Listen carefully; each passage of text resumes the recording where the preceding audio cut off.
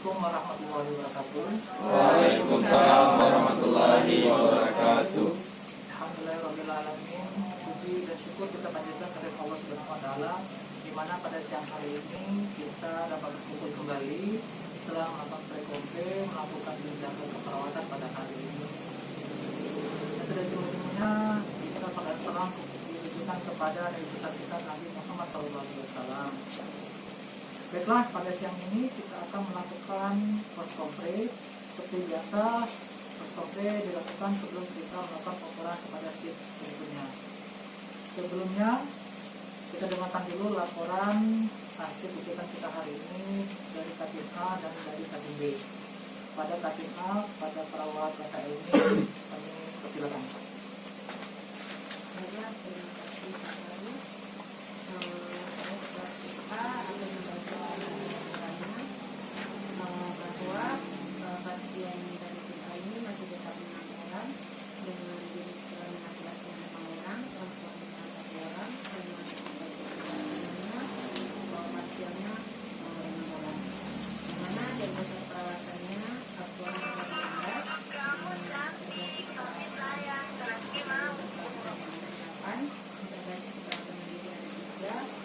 dan kolaborasinya juga ada 3, yang mana jumlah aktivitas perawatannya ada 29 dan aktivitas yang terlaksananya ada 43, soal aktivitas yang tidak terlaksananya 26. Jadi untuk laporan dari tempatnya akan dibacakan oleh pelaksana kepada bulan dipersilakan. Baik, terima kasih Hakim. Di sini saya bertanggung jawab memegang 2 pasien, yang pertama Tuan D dan Tuan NK. Yang pertama itu Tuan D berumur 60 tahun dengan hari rawatan 7 hari, diagnosa medis UAPMC GHF, hipertensi emergensi dan DM tipe 2. Dengan data subjektif, pasien mengatakan badannya letih, pasien mengatakan sesak saat beraktivitas dan mengatakan nyeri skala 5, terasa ditusuk-tusuk dengan durasi 3 menit. Pasien tampak memegang dada dan pasien tampak medis. Masalah keperawatan yang diangkat yaitu penurunan cura jantung dan intoleransi aktivitas, dan intervensi yang sudah dilakukan yaitu perawatan jantung, manajemen energi dengan terapi yaitu Gritlasis dalam NaCl dan ISDN sublingual. Rencana tindak lanjutnya yaitu pantau nyeri dan melakukan EKG 1 kali 24 jam. Dengan evaluasi per diagnosa, yang pertama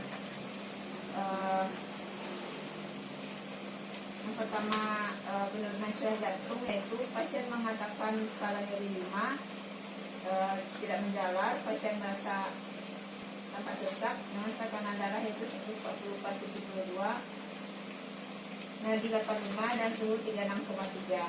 Masalahnya belum teratasi dan intervensi dilanjutkan dengan perawatan jantung. Selanjutnya diagnosa yang kedua yaitu intoleransi aktivitas. Klien mengatakan masih merasa letih, pasien tampak lelah dengan tekanan darah 140/72, nadi 82, suhu 36,3. Masalahnya belum teratasi dan intervensi dilanjutkan dengan tingkat kelebihan. Untuk pasien kedua yaitu Tuan FK, berumur 45 tahun, hari rawatan 5 hari dengan diagnosa medis yaitu bronkopneumonia, dispepsia, dan hipotermi. Dengan data subjektif yaitu pasien mengatakan porsi makan yang dihabiskan hanya setengah porsi, pasien mengatakan badannya masih lemas. Dengan masalah perawatan yaitu defisit nutrisi kurang dari kebutuhan tubuh dan hipovolemi. Intervensi yang telah dilakukan yaitu manajemen nutrisi dan manajemen hipovolemia. Terapi yang sudah diberikan juga yaitu ada IFD NaCl 8 jam berkolop dan diet MBTKTP. Rencana tindak lanjutnya yaitu pasien direncanakan pulang hari ini. Untuk evaluasi diagnosa, yang pertama yaitu adanya defisit nutrisi. Pasien mengatakan sudah bisa melakukan aktivitas sendiri seperti ke kamar mandi dengan objektifnya dengan darah 178,2, nadi 79 dan pernapasan 20, suhu 36,4. masalahnya teratasi dan intervensi ini dihentikan. Lalu untuk masa kedua yaitu hipovolemi, evaluasinya yaitu pasien mengeluh badannya sedikit lemas, pasien mau minum dan masalah teratasi sebagian. Intervensi dilanjutkan dengan kolaborasi pemberian cairan IV isotonik. Mungkin sekian dari saya pelaporannya, saya kembalikan kepada Kak. Terima kasih kepada perawat Tuhan atas penjelasannya. Selanjutnya kepada perawat Kita, silakan. Baik, terima kasih Kak Tim. Saya perawat pelaksana pada Tuan S dan Yunia Z. Untuk kondisi pasien yang pertama Tuan S berusia 64 tahun dengan hari rawat kedua untuk tingkat ketergantungan partial care dengan diagnosa medis DM tipe 2 tambah hipertensi stage 1. Untuk data pasien, data subjektif, pasien mengatakan badan lemas, pasien tampak lemah, tekanan darah 141/80, nadi 95 kali per menit, respiratory rate 20 kali per menit, temperatur 36 derajat Celcius. Untuk GDS-nya 301. Masalah perawatannya diangkat, ketidakstabilan kadar gula darah dan keletihan. Intervensi yang telah dilaksanakan yaitu manajemen hiperglikemia dan edukasi aktivitas atau istirahat. Terapi yang sudah diberikan yaitu IPFD NaCl 0,9%, kemudian diet DD 1700 kilokal, SC per 8 jam, dan RTL latimer naik dosis jadi 1 kali 14 unit. Untuk SC dilanjutkan. Masalah dengan evaluasi pada masalah perawatan yang pertama, ketidakstabilan kadar gula darah, klien mengatakan badannya masih lemah, kemudian pasien tampak lemah dengan GDS 301. Kemudian masalah belum teratasi, intervensi dilanjutkan dengan manajemen hiperglikemia. Untuk intervensi yang kedua, evaluasinya klien mengatakan letihnya berkurang, klien tampak bisa beraktivitas, namun dibantu dengan keluarga, masalah belum teratasi, intervensi dilanjutkan dengan manajemen energi. Pasien kedua yaitu Jenazat dengan usia 60 tahun, hari rawat kedua, tingkat ketergantungan partial care dengan diagnosa medis NTP 2 dengan hiperglikemia berat tambah urkus DN. Pasien mengatakan mual dan muntah, pasien mengatakan badan lemah, pasien tampak lemah, GDS 367, tekanan darah 91/52, nadi 100 kali per menit, respiratory rate 20 kali per menit, temperatur 36,5 derajat Celcius. Masalah perawatannya diangkat yaitu ketidakstabilan kadar gula darah dan nausea. Intervensi yang diberikan yaitu manajemen hiperglikemi dan manajemen mual, kemudian manajemen muntah. Terapi yang sudah diberikan yaitu bujur NaCl 250 cc, kemudian letimer 1 kali 10 unit, SC per 6 jam. Untuk diet 4 porsi. Untuk rencana tindak lanjut yaitu observasi TTP.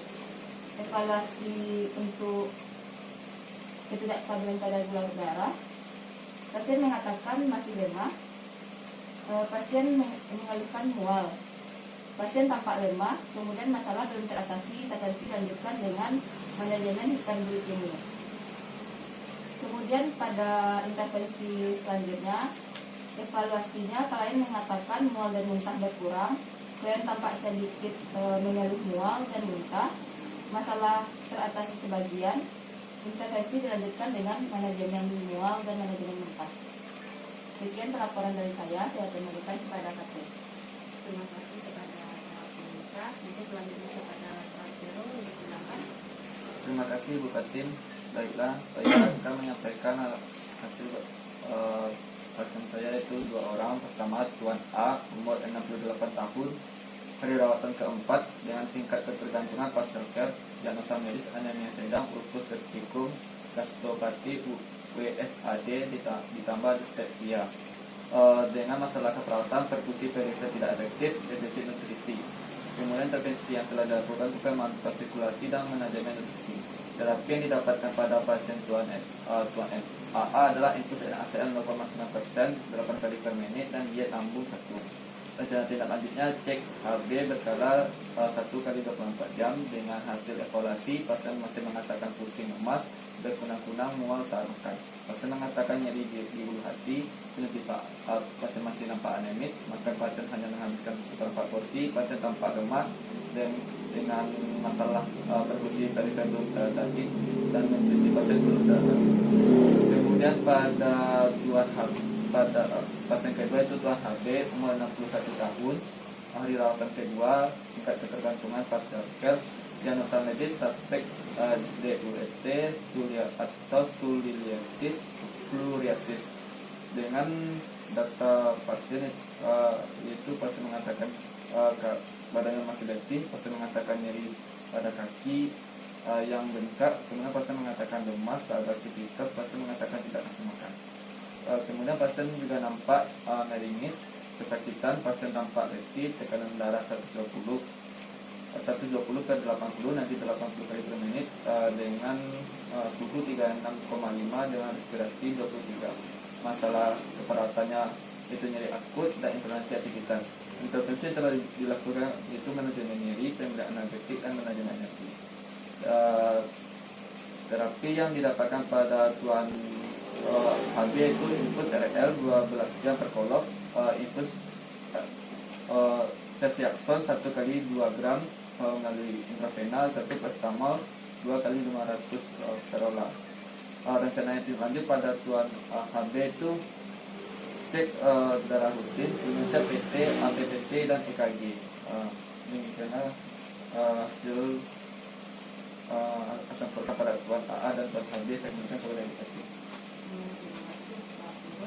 Mungkin sebelumnya pada pelaksana apakah ada kendala selama melakukan penggunaan atau pelaksanaannya tadi?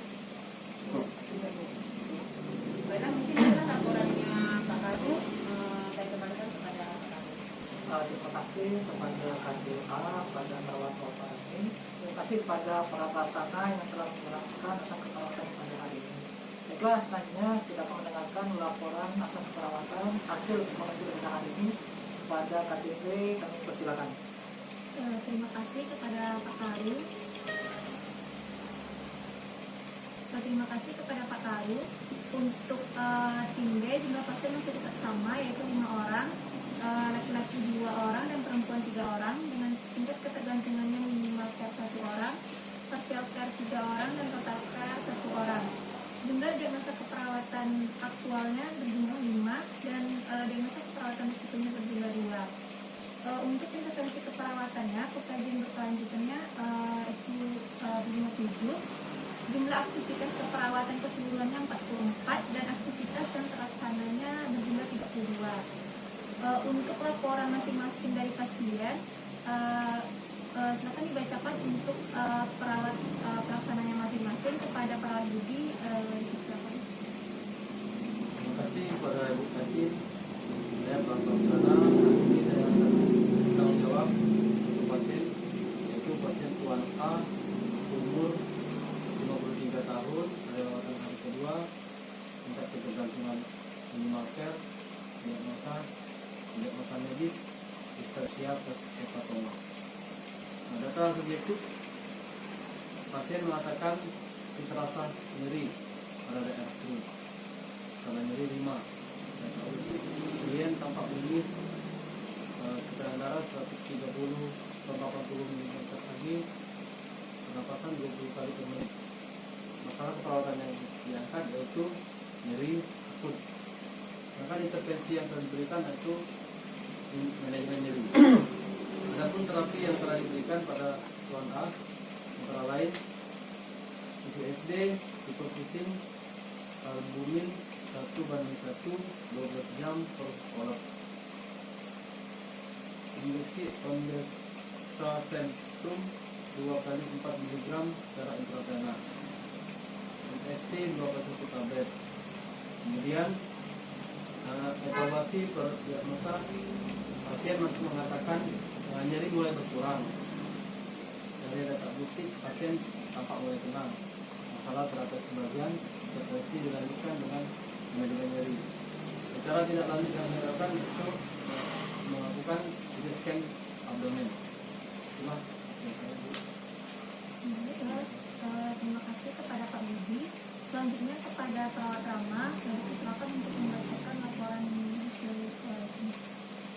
Baik, terima kasih atas kesempatannya Bu Katin. Pasien yang saya rawat ada dua, yaitu Nyonya RA dan Nyonya RI.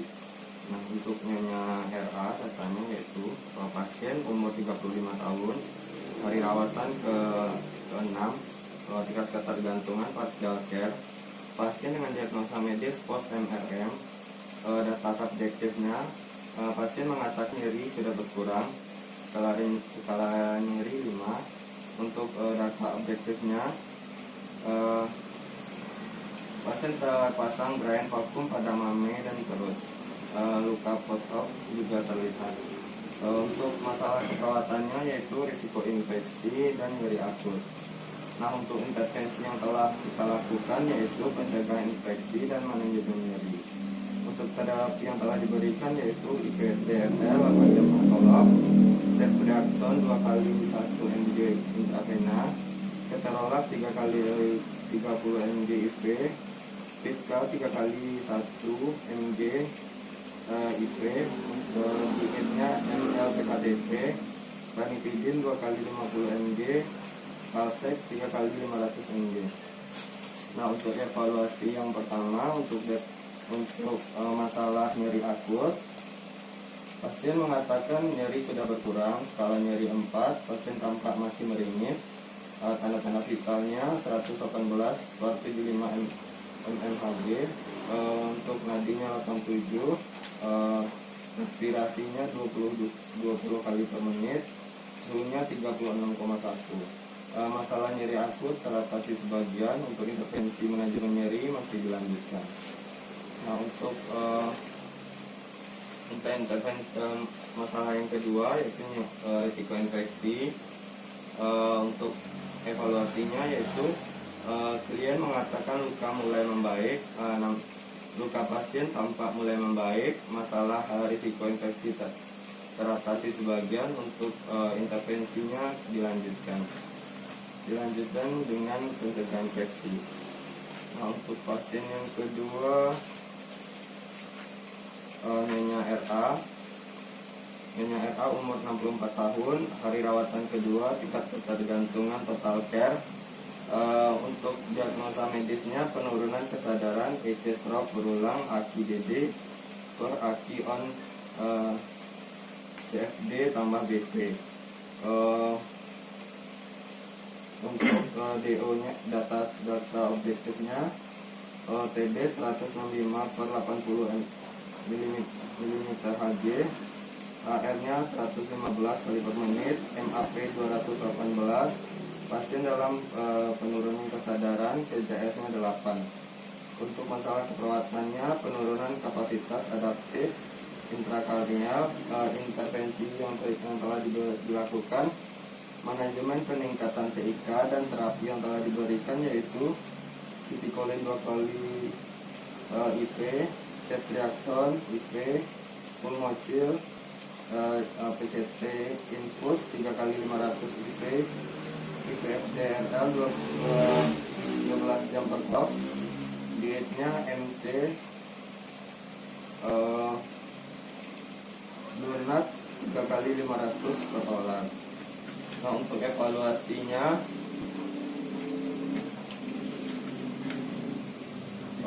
untuk evaluasi objektifnya DD pasien 114/80, untuk nadinya 95 kali per menit, respirasinya 26, subjektifnya suhunya 36 derajat Celcius, MAP 198, pasien dalam penurunan kesadaran, GCS 8, masalah kapasitas adaptif intrakranial belum teratasi, intervensinya dilanjutkan, monitor tanda-tanda vital, monitor peningkatan TIK bagi pasien posisi 30 derajat untuk IVFDRL diganti dengan IVFD ACL 0,9%. Untuk MC-nya kita ganti dengan diet MCDD 6x200 bekal rendah protein. Baik, itu laporan dari saya, Bu Katin. Baiklah, terima kasih kepada perawat Tama. Selanjutnya untuk perawat Dian yang melaporkan hasil evaluasi ini. Terima kasih kepada Ibu Katin. Saya Pradian bertanggung jawab atas 2 pasien. Pasien pertama yaitu Tuan SR, 50 tahun, hari perawatan ketiga, dengan tingkat ketergantungan partial care, diagnosa medis TB paru putus obat plus suspek MDR. Klien masih mengatakan nafasnya masih sesak, juga tubuhnya masih lemas, di mana respirasi rate-nya 24 kali per menit, masih terpasang oksigen 3 liter, dan masih ada udem di mata dan kaki. Masalah keperawatan, pola nafas tidak efektif, dan hipervolemia. Intervensi yang sudah dilakukan yaitu manajemen pola nafas dan manajemen hipervolemia. Untuk terapi masih sama dengan yang kemarin, cuman ada tambahan yaitu seperempat sirup 3 kali 1. Untuk rencana tindak lanjut, injeksi lasik sudah di stop, diganti dengan injeksi drip 5 mg 2,5 cc per jam. Cek kultur sputum. Yang kedua yaitu Nyonya Y, 53 tahun, hari rawatan ke-6, tingkat ketergantungan partial care, diagnosa medis post THR. Data pasien yaitu klien sudah mengatakan lukanya sudah ada perubahan atau sudah membaik. Lukanya juga tampak sudah mulai mengering dan bersih. Suhu 36,7 derajat. Masalah keperawatan, resiko infeksi, intervensinya yaitu pencegahan infeksi. Terapi masih sama dengan yang sebelumnya. Rencana tindak lanjut yaitu ajarkan lagi dan mobilisasi duduk 45 derajat dan standby PRC. Untuk evaluasinya itu untuk pola nafas, pasien mengatakan sesaknya masih dengan respirasi rate-nya 24 kali per menit. Masalah pola nafas teratasi sebagian. Intervensi yang dilanjutkan yaitu tetap berikan oksigen dan ajarkan teknik batu atau manajemen pola nafas. Untuk hipervolemia yaitu pasien mengatakan badannya masih, masalah hipervolemianya belum teratasi. Intervensinya dilanjutkan dengan kolaborasi pemberian diuretik. Sekian pelaporan dari saya, Aktif. Baiklah, terima kasih kepada perawat Dian. Sebelumnya untuk perawat di sini, apakah ada hambatan atau masalah dalam memberikan pelayanan kepada pasien? Itulah hasil evaluasi dari tim B. Saya kembalikan kepada Pak Ari. Terima kasih kepada tim B, kepada admin, pada pengelola pelaksana, dan terima kasih kembali. Jadi disimpulkan di sini bahwa jumlah pasien tetap 11 orang, dengan jumlah diagnosa 19 diagnosa, jumlah intervensi sebanyak 21 intervensi, jumlah aktivitas yang direncanakan 113 aktivitas yang telah terlaksana sebanyak 75, sedangkan aktivitas yang belum terlaksana sebanyak 38. Untuk KDA dan KDB, tolong sampaikan pengobatan kepada sip sore nanti untuk tidak lanjut aktivitas yang dilaksanakan beserta dengan KDM. Alhamdulillah proses perawatan kita pada siang ini berjalan dengan lancar. Terima kasih kepada Katim A dan Katim B beserta perawat pelaksana pada hari ini yang bekerja sama dalam melaksanakan kegiatan kita pada hari ini dengan baik. Sebelum pulang, cek kembali buku laporan, buku pemberian obat, MCPT dan CPPT-nya, tolong lihat kembali apa sudah kita tanggung kembali itu. Sekian pos kompre kita hari ini. Mari kita sama-sama mengucapkan atas hamdalah. Alhamdulillah. Baiklah, saya akhiri kegiatan kita pada siang hari ini. Assalamualaikum warahmatullahi wabarakatuh. Waalaikumsalam warahmatullahi